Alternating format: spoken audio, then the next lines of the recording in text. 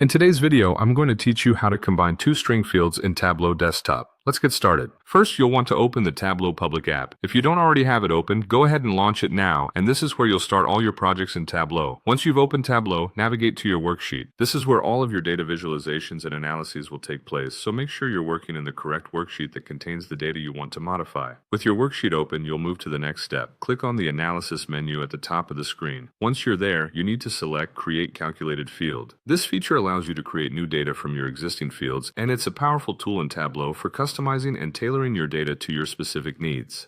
Now you should see a dialog box pop up. In this box, you'll need to name your calculated field, which helps you easily identify it later on in your analysis. Type a descriptive name that reflects the new combined data you're creating. After that, it's time to type your query. The query you'll type in will define how your two string fields are combined. Typically, you might use a formula to concatenate these fields, sometimes adding a separator like a space or a comma to keep your data tidy and readable. Once you've typed your query correctly, click the OK button to save this calculated field. Now that your calculated field is ready, it's time to visualize. First, drag the city field to the Details area in your workspace. The Details pane is where you can add fields you want to include in your visualization without having them directly visible on your graph or table. After you've done that, it's time to take advantage of Tableau's Show Me feature. Click Show Me in the top right corner of the workspace, and from the options, select the text table chart. This type of chart is excellent for displaying raw data in a straightforward table format, perfect for seeing your combined strings in action. Next, you want to add more context to your data by dragging the state and country fields into your view. This step will allow you to see how these fields interact with your newly created calculated field.